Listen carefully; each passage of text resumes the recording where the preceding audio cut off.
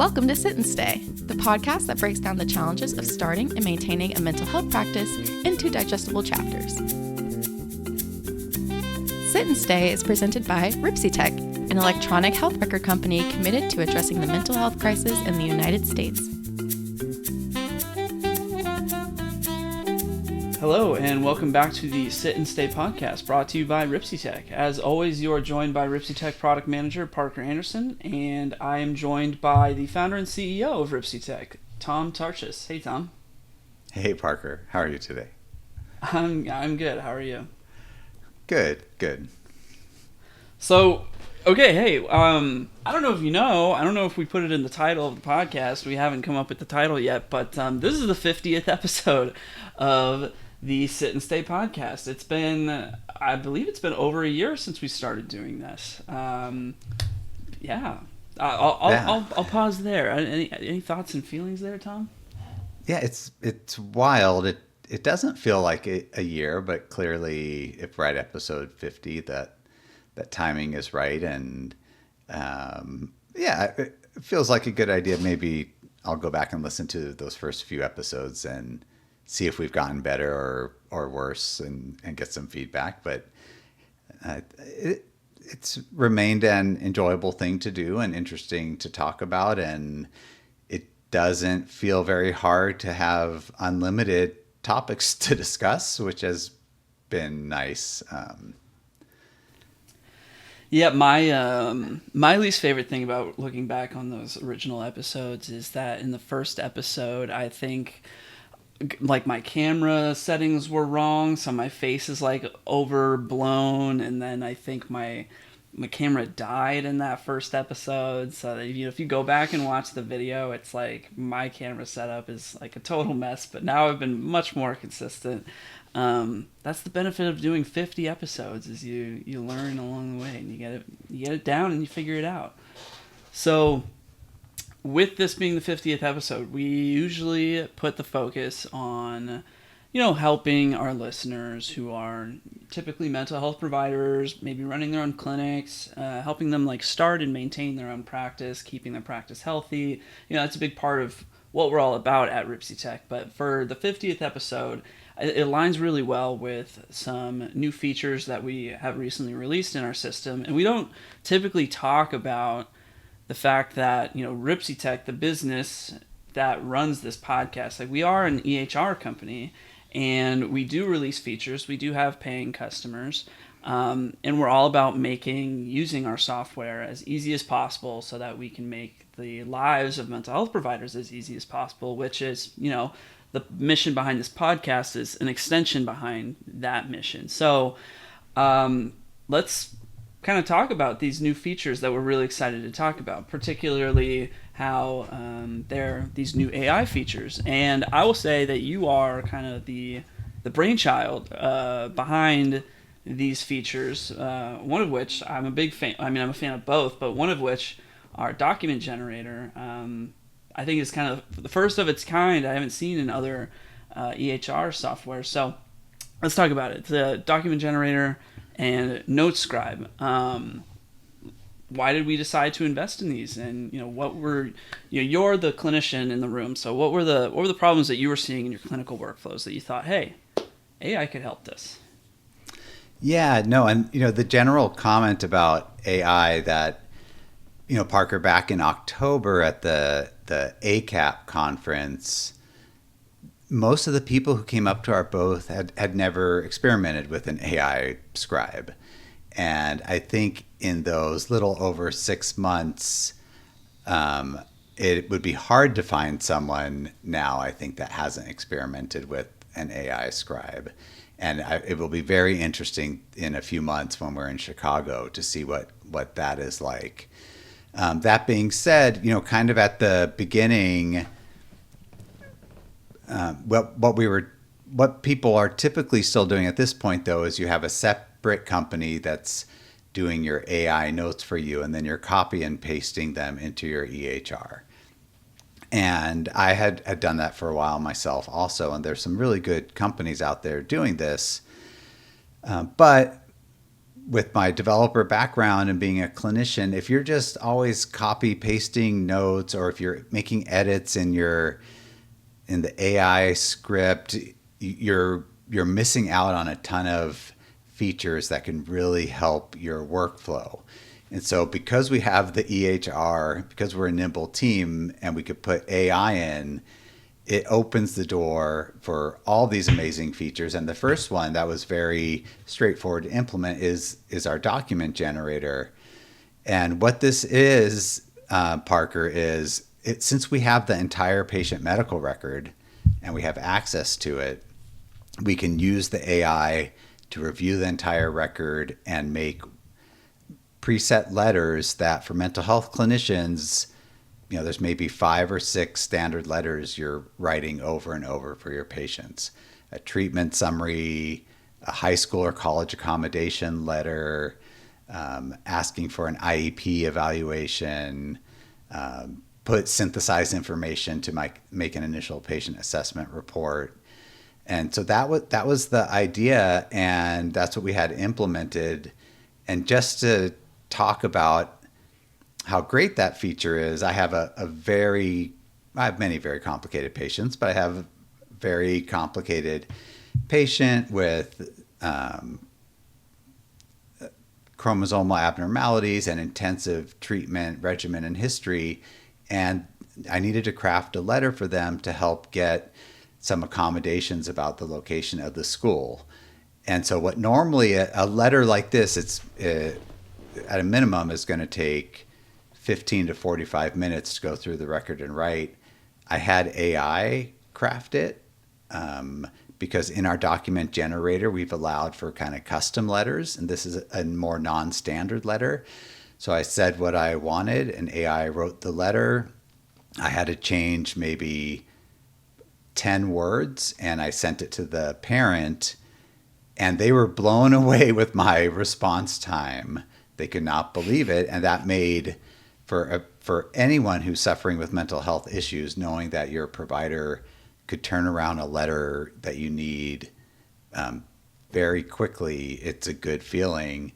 And plus, it saved me a half hour of my time, and having that half hour back it feels great, because we know the least favorite part of our job as clinicians is any type of documentation. Yeah, it's something I just want to add on there. You might have said this, but I just kind of want to re-emphasize it, is that, you weren't just kind of looking at a typical AI, you weren't just writing a typical AI prompt saying hey, make me this. It was, because it's in the system, it's automatically trained on, or it's using the clinical notes and documentation that you have already done as a provider as the source material to help you write that letter. So it's not just a boilerplate hey, this is a specific situation and give me something for this. It's, hey, this is a specific situation and I needed to be trained on all of the specific things that I have specifically logged on this specific patient. And so it comes out with this very specific, tailored to the exact scenario document that, as you're saying, helped out quite a bit. Yeah, and I think that's right. So on every patient face sheet, we have our little AI document generator button, and by default, it feeds in the patient's medical record, and we've even added fine controls. So, hey, if you want to exclude a couple of notes, or hey, if you don't need to put in their questionnaires that they've completed, you can have that fine control over what you're feeding into the AI. But you bring up a good point, Parker, and this, when we talk about our AI Scribe or anyone who's used ChatGPT, you could actually go to ChatGPT and say, write me a SOAP note for a 24-year-old depressed patient for whom I prescribed Zoloft. And it will make up stuff for a note, which is, it brings up a whole slew. Yeah. It brings up a whole slew of other issues. And it's something that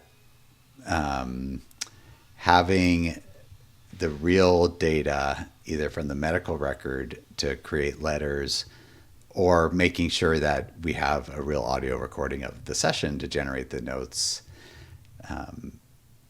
is the right ethical move and legal move, of course. But so yeah, you mentioned audio recording there. So you're talking about the AI note scribe that we implemented. So why is that useful? I mean, note taking. I know. I mean, it's kind of a rhetorical question. Like, note taking is the most tedious part of a clinician's day. You know it. I know it. Everybody listening can probably tell you that's the worst part of their day. I mean, I was talking to my wife recently, and gosh, just like we were talking about how essentially talking about how like, hey, why would so and so provider or so and so person that you work with be emailing you outside of work hours? I'm like, well, that's because sometimes they have to work outside of their regular work hours just to write their notes. Yeah, it's a big problem. It's the least favorite thing that everybody has to do. So an AI note scribe, how for you, how is that tackling the problem differently than, I don't know, other tools that people have invented to solve the same problem? Yeah, and I have a couple fortunate traits around wanting to get my work done quickly and being able to read quickly. So doing notes for me has always been a sort of, for a therapy session, try to end the session 45 to 50 minutes, and then you've got 10 minutes and get that documentation done. And in general, I've been able to do that most of the time in my life, but usually with like a minute to spare or so. And so, for me personally, and then with the AI Scribe services that I had been using and testing out before our own AI service, it was sort of recording it, and then there was copy and paste, and then there was extra editing that had to happen. I think my sort of maybe 7 minutes went down to 6 minutes or so. I don't know exactly, and we're actually doing it we are doing this interesting research study on, does AI really save you that much time and other pieces? But I think the appeal and what we can do as mental health clinicians, and because we have previous notes that people have signed off on, I will do my best to sort of get the AI to always generate the note how I like it, or what would like the clinics I'm in to do it. But that's not going to be the same for everyone, but we can make it so that our scribe matches the style that people want for themselves and their clinic. And for a lot of people, and it's very true, a clinician workflow would be see your 8 hours of patients, and then you've got 2 hours of notes to write in the evening, because some therapy sessions can be intense. Sometimes you need to use the bathroom, and you're like, oh, but 10 minutes to write a note, what are you complaining about? Well, if it's the end of the day and you have 8 notes left, that's 80 minutes, and what is a little sort of doable chunk gets overwhelming. And so now being able to, for everyone, essentially complete a note and have it ready for review and get it as close as possible to matching the style that your clinician wants, that it's a game changer for the field. And we had always, in Ripsy, we had always tried to make this easy, as you know, like you could dictate, dot phrases, copy forward, and we had tools to sort of check if people were copying forward blindly and weren't changing things. So to protect yourself from insurance audits and things like that, and which that essentially is going to become obsolete. But our goal then is to make sure that everyone can get their note done in between sessions, and then people can do what they want with that extra time. Maybe it means you get to see an extra patient. Maybe you are able to do some stretching, get a drink of water, use the bathroom. But no matter what you decide to do, we're bringing time back to our our users and clinicians? I mean, I think personally, like, I would still want to point out that, you know, the invention of AI to help out with something like this, I don't think I necessarily would agree that, like, you know, the previous tools that we've used to try and make this easy, I don't think those become obsolete. I think it's just kind of like a different way of doing it. One way might be faster for some people. Some people might not be comfortable using something like AI. So, you know, best to accommodate the needs of like all types of users, and that's as the company's like UX designer. That's like, you know, my mantra all the time. It's got to be accommodate everybody as much as possible. So, you just mentioned that we have kind of incorporated tools so that people can't just write their notes blindly. You mentioned copying, like using the copy forward feature to copy forward, you know, something that you previously wrote in a note to bring it into your current note,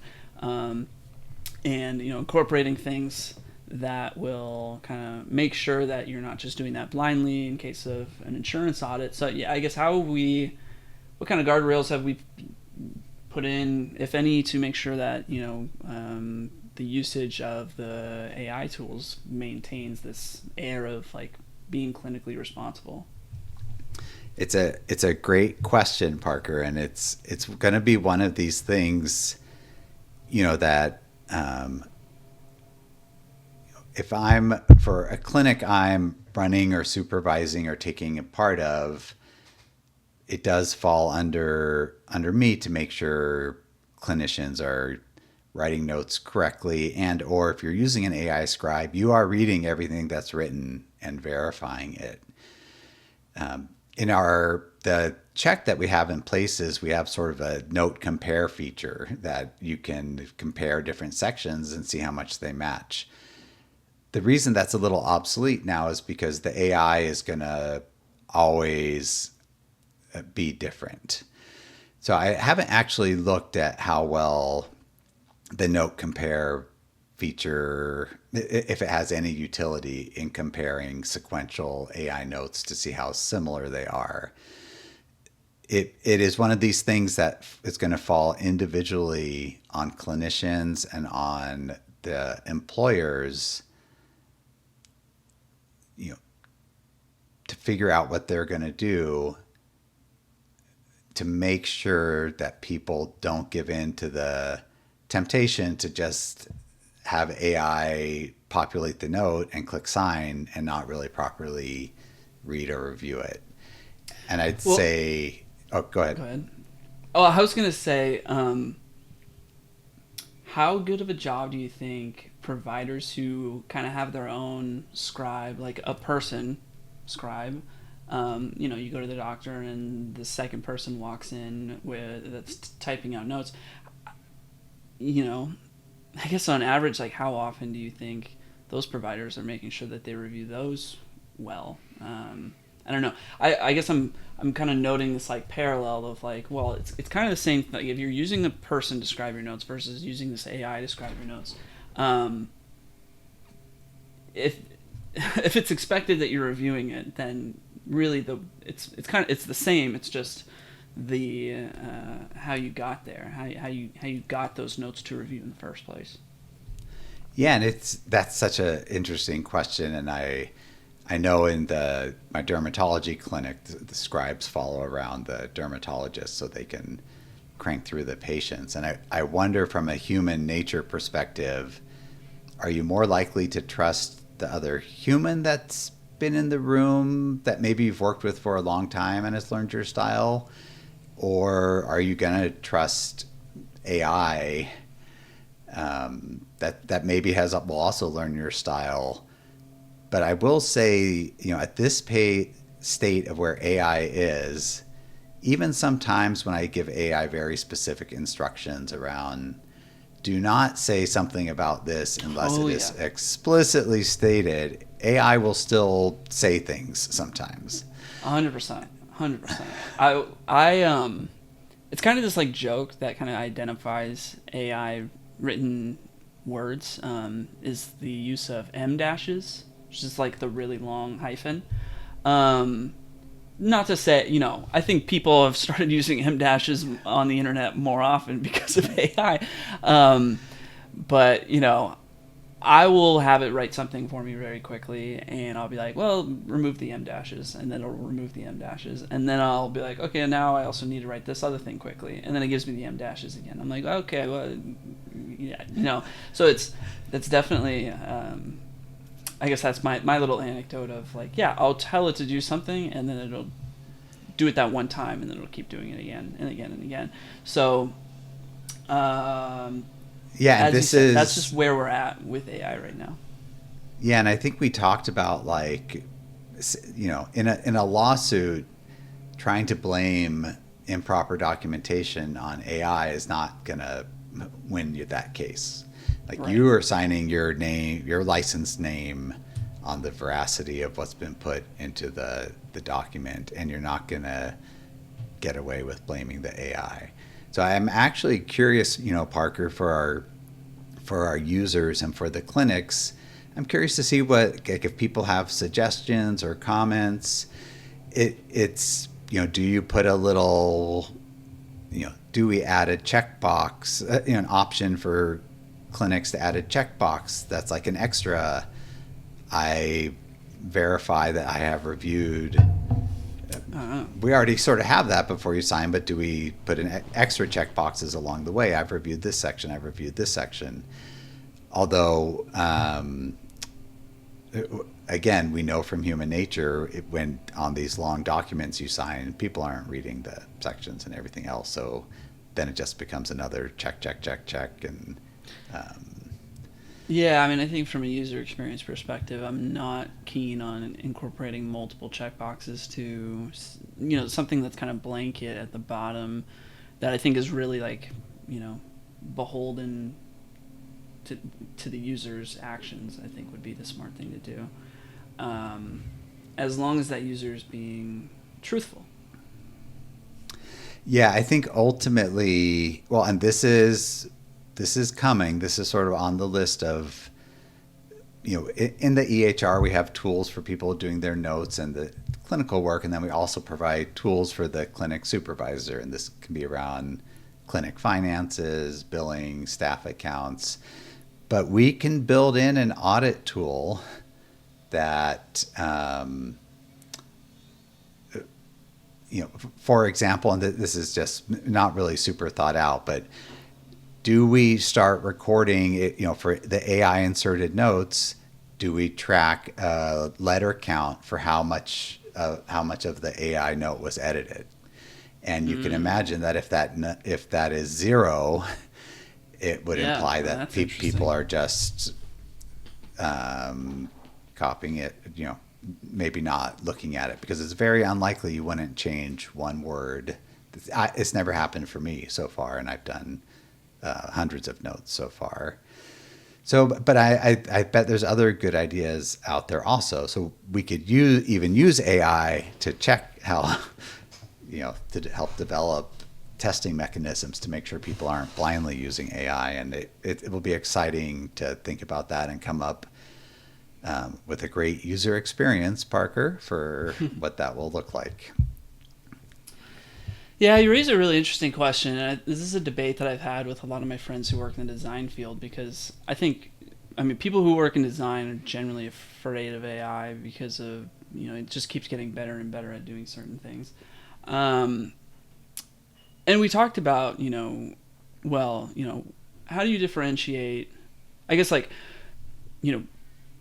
there's this big stigma around anything that's written by AI that, it's like AI slop, or, half the internet is AI slop now.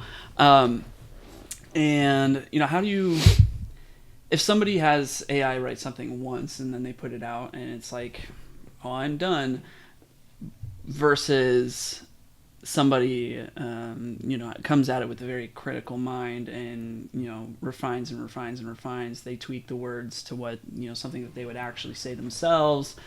And they wouldn't have, maybe by the end of it, it's really become something that is like, unique to their thoughts and only they could have written, but AI helped along the way. Is that any different than just the thing that was generated the first time? especially when you have no way, I guess, of proving all the work that you did. This is one of those things that I think is especially concerning for, the youth of today when it comes to writing anything in their English classes. Yeah, I don't know. Kind of a bit of a rant here, but I fear for the English teachers of the world. I'll say. Yeah, no, and you know what, Park? This has been such a hot topic with so many of my high school students, and in general, our educational system tends to, wallop students with busy work, and so now there's a tool to take off, at least in high school, and I think that gets less as you progress through the educational system. But are people going to just have to shift to less of having people write papers and more critical, alter the homework assignments? One of my students told me that their teacher is running everything that's written through 3 different AI detectors, but that's not feasible long term. So I am interested to see what happens to the educational system. That would be good. Maybe we can get an English teacher guest and talk about that. Yeah, that could be interesting. Okay, well, coming close to the end here, we kind of just sent out an email last night saying, to our users to kind of let them know about these new features, which is kind of why we're recording this today. So it hasn't been a ton of time to kind of collect feedback, but do you have any kind of? You talked about how it saved you a ton of time. Do we have any other feedback or any stories that have happened so far on just how these tools have helped people? Well, we had text tools. We had a couple of people who had never used the AI before that we were able to show what AI can do back in October, and it stands out to me. The doctor, probably similar to my age, a Gen Xer who hadn't used it and saw what it did and was like, "This is magic." So that phrase stands out. I think from some user testing, I've been, using one of the clinicians in our group to get their feedback, especially on what we're designing as compared to the AI Scribe service they're using now. And I've been in the room when I've said, "Hey, see how this is," and heard them say, "Wow, this is perfect. This is amazing. I can't believe this." So there is, that is satisfying to hear. And, and I'm excited to see, I'm excited to bring our users in as we develop this and how to implement it and get tons of feedback along the way. And see how many more cool comments we can get. Yeah, absolutely. Just a quick AI-related observation. It's fun to listen to you talk about these little phrases like "wow," it's like magic, etc. I think it just kind of speaks to how smartly thought out the icon design for AI with the little sparkle. Everybody kind of identifies this sparkle as AI, and it's kind of like magic, right? Just love to point out some good intentionality in design. All right, let's do. Are we doing a mental health business moment of the week this week? Yeah, I can share something that happened to one of the clinicians in our group, which was, a friend asked if they could, the friend, first of all, gave out the private cell phone number of a clinician to one of their friends who had a kid with a mental health problem, which in general isn't great.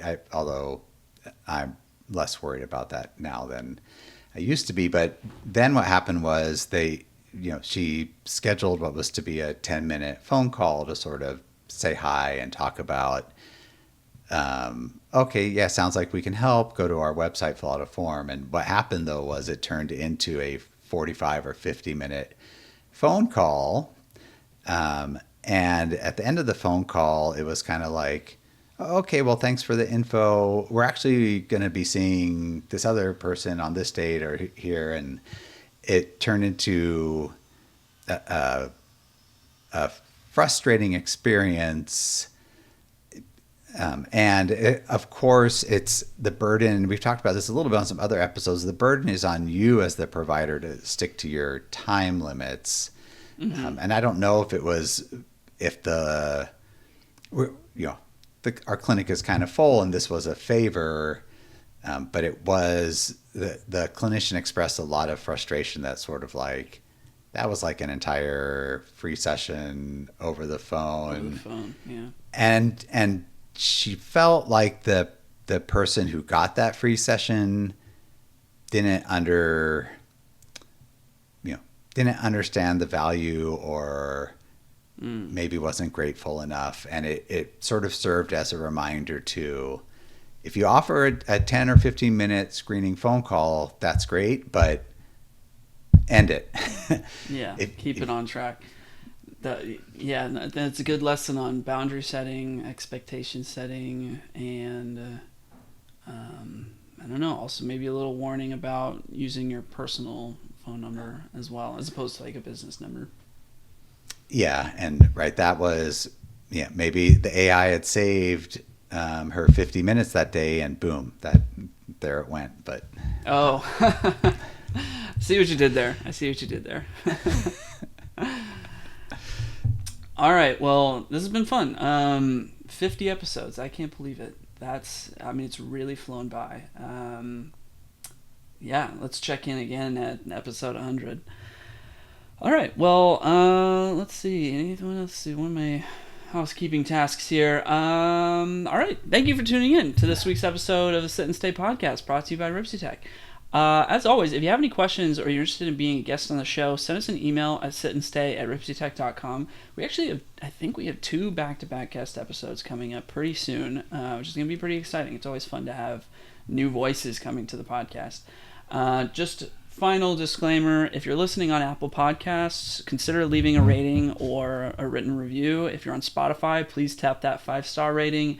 And if you're watching on YouTube, please like, comment, subscribe, all the things. These small actions really help us out, and we truly appreciate it. All right, Tom, I'll see you next time. Thanks, Parker. See you soon. Bye.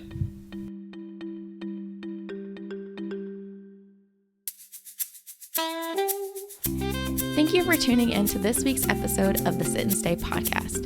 Until we meet again, we invite you to sit and stay with the ideas and stories shared today. Dive deeper into how RipsyTech can support your practice by visiting us at RipsyTech.com.